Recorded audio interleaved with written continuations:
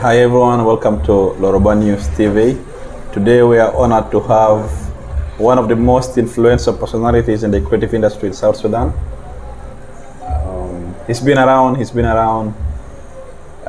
for a very long time, but it still looks like he's been here for just only 2 months. You're welcome. Thank you so much, Loroba News. By names, for those who don't know, I'm Maya Nemay Reloaded.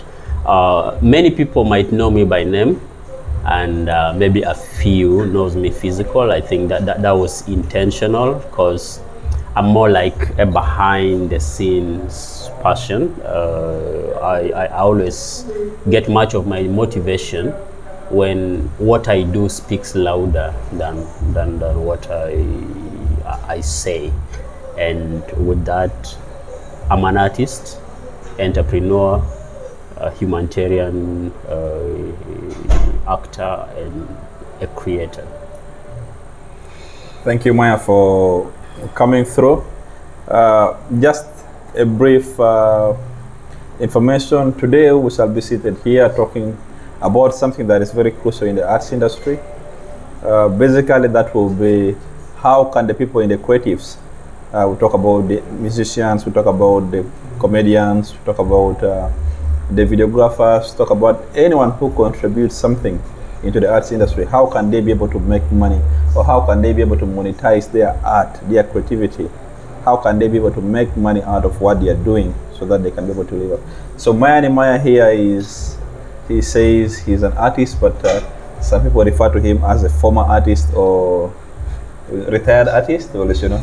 I'm not retired. I've not I think I had a clash of priorities down in 2017.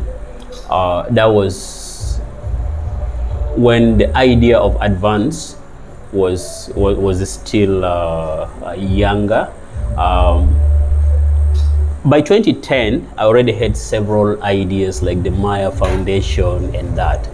But by 2015, I had that bigger dream, and it's clashing between my life as an artist and also my life in the other sector.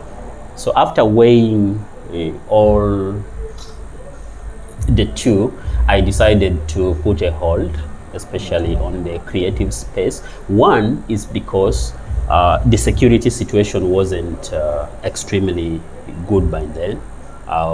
We couldn't travel across the country, and two, the fear of setting up a concert and at the end of the day your fan find it difficult to go home, or you cannot also feel comfortable seeing that somebody participated in your event and then tomorrow you hear a bad news about that.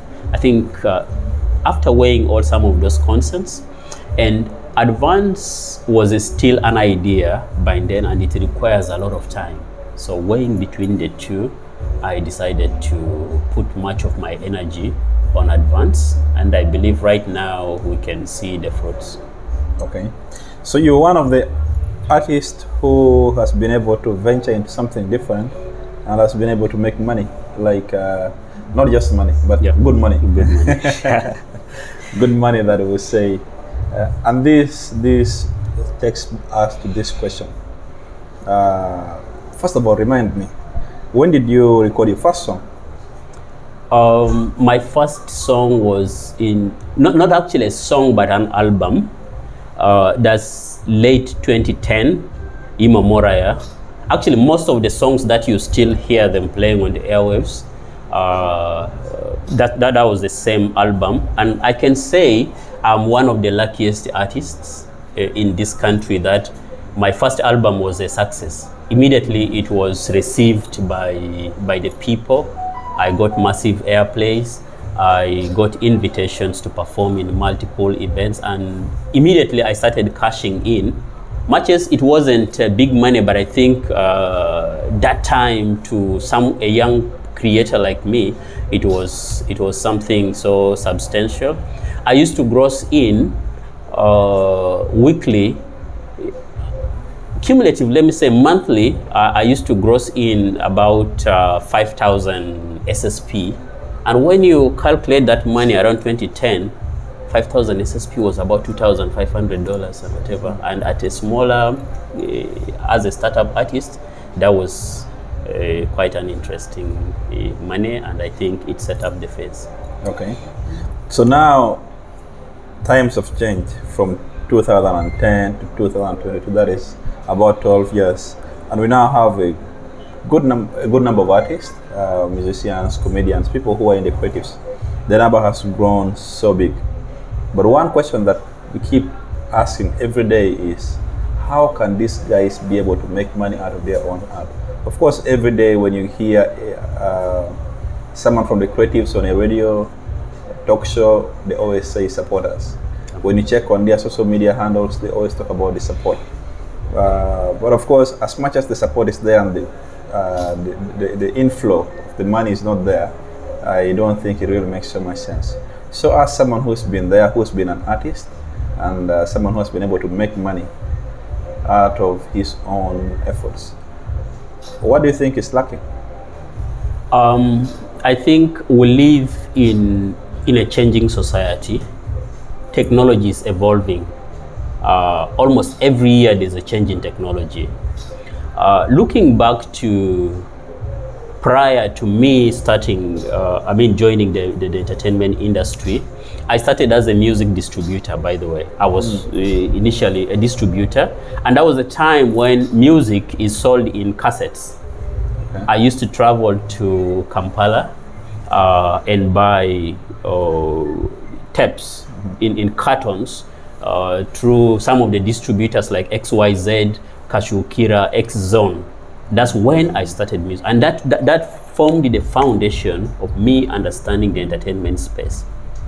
And that time, I think there were very few creators because the technology was completely very low, and artists used to make real money out of their creation, because those distribution companies can buy the master copies and then they make multiple cassettes that will later also reap certain kind of money. But the transition from 2010 to 12, that's where cassettes and CDs were beginning to phase off, and memory cards and flashes were getting to the market, and internet was beginning to improve. So content are literally everywhere. And with the rise in internet, definitely piracy and I can say no laws governing the creative space, especially in most parts of East Africa. And I think that was the biggest blow to the creative industry. And the emergence of social media, 2010 downwards, social media was there but wasn't really to many people. But now social media is all over. I think that has completely affected the traditional way of income generation, and also it has created a new path of a modern way of money generation. But also you have to be a very sharp or a creative artist to be able to reap something out of the current changes. So if you don't understand how the game is played now, definitely your content goes for free and you don't reap anything out of it. Oh, you've mentioned a number of things that are quite interesting. Now we are at a digital time. Yes. Are you sure we have people who are making money out of their content digitally now in South Sudan, to be specific? In South Sudan, I doubt. I doubt. If there are few that are making, I believe it's not substantial compared to our colleagues in the neighboring countries like Tanzania, Kenya, to some extent. Uganda is picking up, Nigeria, South Africa. Some of those countries, definitely they make huge revenues through their digital platforms. But our country, let's look into the number of South Sudanese connected or who have access to internet. First of all, we're talking about a population of 12 million people. With conflicts, some are displaced, some are within the country. Let's take network coverage. Following some of the reports published by the telecom companies, I think we have about previously, about 2 million South Sudanese connected to telecom. And access, those who have access to internet, we have to talk about maybe 500,000 people have access to internet. And that number is completely very small for our artists to be able to make something big. So I really doubt if we have people that are making extremely big amount of money. But yes, some might be making something, but not really substantial compared to. But we have brothers and sisters who are not here. Maybe we have people who are in the other East African countries where internet connection is better. But we I have think those ones where in the diaspora. Numbers speak louder. Mention for me any South Sudanese music that has more than 2 million views. Compared to the neighboring countries, somebody can drop a song within a week, crosses 1 or 2 million. Let's say, just check the numbers in South Sudan. For us to cross 1 million, I think that takes more than two months to 3 months. And how much does those digital platforms pay per million views? I think that can answer the questions on the revenues that we make through that. And maybe through endorsements, but I still also don't know how many artists are making substantial money through endorsements from the corporate world. Now that it seems like it's not obvious that these guys are making money. You and your colleagues are making money off these digital platforms. You've just talked about the endorsements. That could, in my opinion, be one other way that the creatives could be able to make money. But Yes. then, how many of our artists or how many of our comedians, how many of our entertainers, brand ambassadors in companies, let's say, who have lead roles in companies? Can you come again? How many of our entertainers are brand ambassadors for companies? I'm not really very sure. For now, I did not get any reliable information. Although I know a couple of few artists that sometimes are affiliated to some of these telecom companies or the beer brewing companies. But the details about those contracts, I have not seen yet. But also, I think that can be reflected in the lifestyle of an artist. For example, if Loruba today is a brand ambassador of company X, and then we start seeing you driving Range Rover Sports, BMW, living in a very good mansion, I think definitely we say, okay, maybe there's something good coming out of that. So those could be some few indicators, but I think the market is opening up, but also it's presenting a lot of challenges to do with how do we organize ourselves as artists, and how do we have how do we leverage negotiating for better deals with some of these companies, and what value do we add to such companies? I think these are some critical conversations that we need to start discussing them as creators. And definitely, of course, there are multiple companies out there. You never know which one will tap you on the back and might transform stuff. The start of this year and part of last year, we saw a number of entertainers getting gigs. We saw first John Frog with the beer company. Yeah. And everyone was excited that the money is now coming in. John Bagara was also excited with the company. Silver X, during his album launch, he had a number of companies, and we didn't get confirmation whether he's a brand ambassador or it was just a partnership. So when you look at the number of entertainers, the number is big. Yes. But when you look at entertainers who are out there as faces of brands, faces of companies, is really minimal. What is the problem? I'm sure if you go now to the ministry to check the numbers of companies that are registered in this country, they could be hitting 1 million. Yes.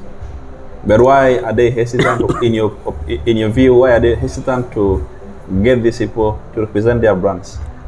One, at the side of the companies, I think at the perspective, companies, their number one goal is first of all profitability. So we cannot blame much the companies, because at the end of the day, once they invest something on you, they also need a return on investment. Like if today a company X invested $20,000 to you, I think they also expect a return for what they have invested on you.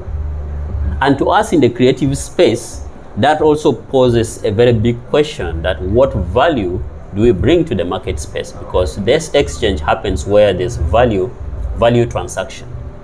If they invest $20,000, for example, to you, and through your loyal followers or your loyal fans, they are able to convert this also to customers that can bring for them over $30,000, $40,000, $50,000. I think that's business. So in the creative space, in my view or in my opinion, companies are after profitability. If not profitability, what value do you add to their brand? And also to us as creators, basically, what value do we bring to the market space? I think that's where transaction comes. I'm quite sure we have quite a number of artists who can bring back value for money. Yes. A lot of them. Yes. A lot of them. We have right now everyone is singing John Frog songs. Not just one song, not two songs, but songs. Yes. Okay? That songs that have gone beyond. But besides the deal that he had with the beer company, you don't see John Frog anywhere else. It's true. Okay? It's true. So that to me, I really fail to come up with a conclusive answer why this is happening. Kembe has been there. Very many guys. The comedians are doing well. They are doing well. You see them flying from one country to the other. You see them entertaining people. Almost every wedding, every weekend there is a wedding, and we have these guys there. Yes. We have so many artists who are doing well, so many names who are doing well. So it gives me understanding why our companies wouldn't tap into these people. These people have following, automatic following. Like the whole, who doesn't know John Frog? Simple question. Yes. I'm quite sure even some people would want to play John Frog songs in churches or something like that. must be. Yeah. But then if you can't identify that this is a point where we can be able to reap, then the problem could be somewhere else. Generally, the creative space, I think we have a lot to do. Initially, I said this when we were starting this conversation, that before we start going out, let's try to clean our houses. Cleaning our houses in a way that, how do we organize ourselves? How do we organize our managements, for example? Like, as an artist, if I'm an artist in the forefront, I don't go and negotiate deals with some of those institutions. How is our management formulated? Based on my experience, I think how we used to formulate management is, you see who is the closest person to you. It could be your brother, it could be a friend, and just you agree there without any formal engagements. Today, I want you to be my manager. And you find that sometimes the capacity of those managers are also not enough. A manager is there, he didn't know that some of these businesses have to be found. How do you package your artist so that when you sell him to a company, it's an automatic thing, you see? How we organize our management, I think that is a very critical thing. What aspects of our brands do we need to sell out to some of these companies, comparing to how we organize our managements locally? And I think there are still some bigger gaps.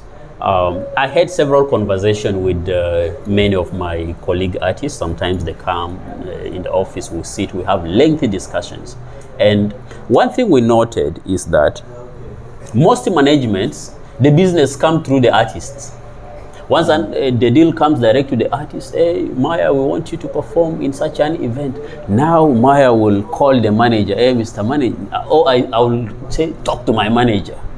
But most of the managers, 70% or 80% of the managements, they don't go out looking for businesses. And this throws down a question to how we organize as artists before we start knocking doors, because those corporate entities are more organized, by the way. Let's say that today we are going to bank X to seek how we are organized. Maybe a simple question, can we see your financial statement over the year? Give us your bank statement. And you find that maybe 90% or 60, 70% of us, we don't even do auditing of our own artists. Now, how do you go out to seek some of those opportunities? So when I talk about cleaning our houses, that means, first of all, how do we organize? For example, my music group by then was called Men at Work. Men at Work was famous, but legally it wasn't registered. You look at it, that is a very big gap. If legal matters come into play, how do we enter into contracts with unregistered brands? You look at it, that is a bigger gap. Now, where in case company X want to do business with me, where do they find me? Sometimes we don't have offices. Our houses or our sitting rooms are our offices. You see, these are a lot of gaps that in the near future we will need really to work. I understand that based on the economic situations in the country or the security situations, of course, most artists, most of us are affected, and definitely those things requires money to do them. So can we start asking some of those questions? How do we start organizing ourselves so that we become presentable? Or maybe you go to organization B. For organizations, for example, they want to hire you to do this, and then they say, send for us these, maybe stamp this and whatever. You don't have all these things. That's how sometimes we miss a lot of opportunities. But I think the future looks very brighter. We just need to look deep into ourselves and see why, ask those questions. Why are things not working? And what is it that we should do to change? Through, let's try asking questions. Some of the artists are connected. I see John Frog has connections with Eddie Kenzo, Harmonize. These are all successful artists in the East African domain. What do we do when we meet these people? Do we just sit and chill, talk about music? Sometimes we need to ask critical management questions. How do you organize your followers? How do you organize management? How do you negotiate deals? I think we'll learn a lot from some of these people that are doing well in the space. Okay. You know, I feel we have so much money in circulation. As much as people say there is no money, like we are having economic hardship, I feel there is too much money in circulation. But it's just that the creatives cannot tap into that. And it's really discouraging because, one, an artist would want to record a song. Recording an audio alone requires money. Yes. Down there is a fan who is always saying, you are shooting low quality videos. We need good quality videos. That requires money. Yes. And not just any money, but good money. An artist would want to go for a show, a performance. Maybe this person has a car, needs to fuel the car, needs to make get some new clothes for the show, new pair of shoe, some good haircut. Ladies, they need to do makeup, you know, so that you're a star. So people that you're the role model people are looking up to. But then the money is not coming. You get it? The money is not coming. Now you have to go for a performance. You have to get on a border. You have to go for a performance. You put on the same shirt you wore the past two performances you had. You understand?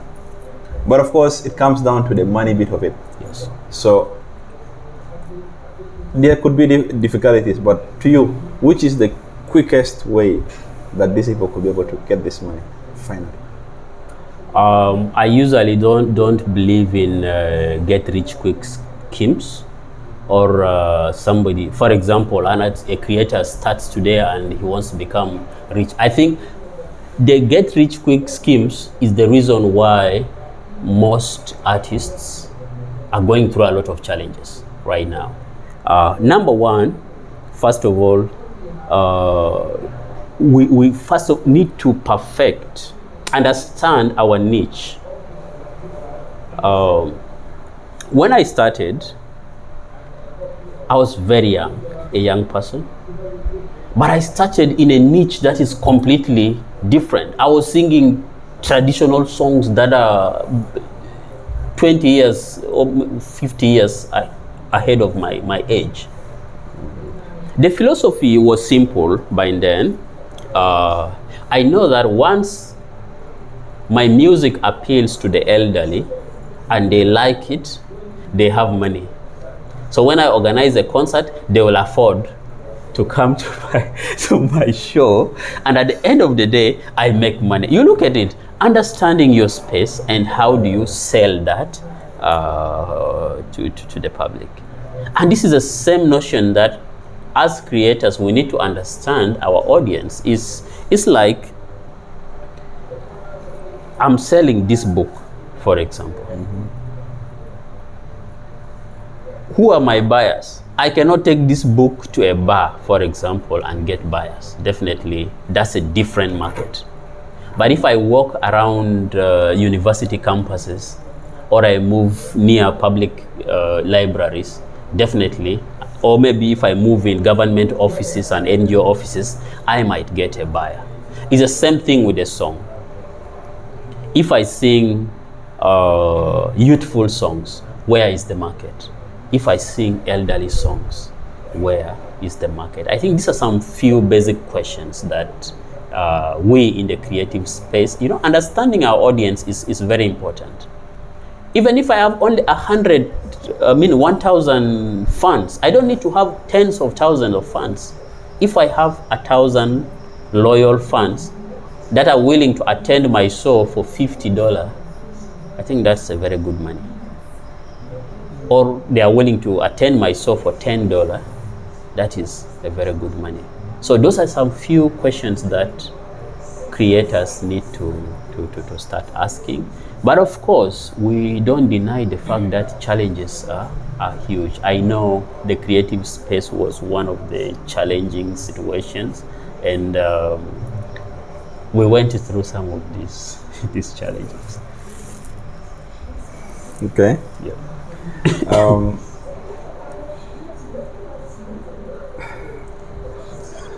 It's funny. Yeah, it is. I wanted to ask, what if someone is singing now a love song, and that is his area that he's strong in? Yes. How is he going to get the money? Now for you singing for the old people, you get your money from them. I used to make money singing. I had the album, at Sweetie Sweetie album. It was, I launched it in 2015. And trust me, I performed only in two venues. A venue called Legend, which is the now 164, and Secret Corner by then.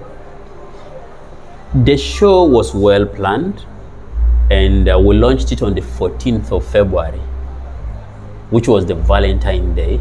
And Sweetie Sweetie was a love song by then. And by 2015, I can tell you that we got some good money that time. In Secret Corner, I think we collected about 16,000 SSP. And that 16,000 was between $6,000 to $7,000, which compared to the current market, I think it's not easy to pull up a show and then you attract that kind of money. We got some sponsorship from companies. There's this company, it was a beverage company. They didn't give us money, but they gave us cartons of water, cartons of juices, which was also very important to us in the process of organizing the shows. Whatever niche you're in, there are always a die-hard package of fans who likes that. how do you package that and sell it in a very good way? Thank you for that, for the moment. Thank you for the conversation. Thank you for the chat. Thank you for the insight. Thank you for the money-making schemes. And thank you for the few minutes that we've had here. Okay. Your final word to anyone who's watching you out there? I've been so passionate about the creative industry, and I think it's a high time that we in the entertainment space need to start thinking at the entrepreneurial perspective. Trust me, sometimes in a single show we make $500, $1,000. This $1,000 is over 500,000 SSP. This 500,000 SSP, if you get a young person, maybe a relative that is within the community and has business skills, you give this money to such a person as a capital to be running a smaller business within the area or within the market. I think that can be a very good backup to some of us as artists. There was a day that you'll run out of money, there's no performances, maybe for 1 month or two. Some of these smaller investments that you put in can keep you going. All of us are aware with most of the situations over the year, you know, artists sometimes fall sick and requires a huge budget to attack this. Multiple problems comes in, and sometimes you find that due to the current economic situations, we are completely crippled, that sometimes there are certain things that we cannot manage, and we appeal to the public. Sometimes some funds comes in and they generously give us those resources.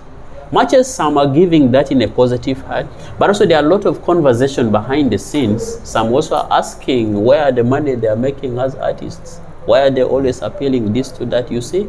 And the fact is that I know the environment isn't really good enough for the creative artists. And I'm positive that the market is opening up. We are seeing opportunities of shows coming in. And as we start getting to some of these shows, the little monies we are making, let's have a plan B.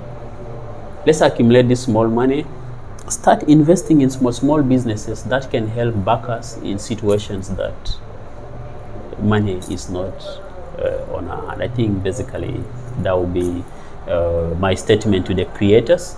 And to the public, we are still emerging. I understand challenges are too many, especially in the creative space, but together we need the support of the funds to give us that support. Also guidance in situations that you see maybe Maya is going astray or someone is going astray and you have an idea, please. We're not looking for the money. Support is not only the money. Call someone, put someone down, share the skills, the knowledge that you have. That can be a game changer. I remember in 2011-12, I was desperate. Life was very tough. That's the truth. My songs were hitting, they're all over the media. But there was a time that for 2-3 days, I cannot afford the food. I was in the house, I cannot buy a bottle of water. I drink the water from the Moyo Bahar. And I was relaxing in my house, too much heat. Someone called me, do you have radio nearby? I said, yeah. I said, first tune into Radio Miraya. I tuned to Radio Miraya. There was a big conversation about me. Yet 2 days I was hungry in the house. I was starving to death. Nobody knew about that. This is the life of a common artist right now. Some can dress nicely on the street, but they are going through a lot. One evening, I cannot afford a public means. I was walking. I was hungry since morning. I didn't take anything. Then there was a wedding happening, and my song Imo Moraya was playing, and I see people were very happy, joyous, carrying chairs up, and I stood opposite the road, starving and hungry. I just stood, seeing how my song can uplift the spirit of people, and literally I am dying of hunger. A small money could see me. and nobody could know that kind of a story. Some of those tough moments, I think, made me reflect that if you put attention to music 100%, you might die one day. But do music, but also think of plan A, B, C, D. In case the music does not give you something immediately, some sources can keep you going. I hope that simple story, someone can get inspired out of it. Thank you so much. Well, thank you. Thank you for following this conversation. Our guest has been Maya Nemay, retired, but he's refusing. Not retired. He's refusing to be. I might get back next year. You never know. Thank you for following through. We hope you like this, and we shall be having much more than just this. Today is the first episode. We shall be bringing more people to talk about different things, but basically focusing on the arts and the creatives. Thank you for watching. Catch you next time. Bye.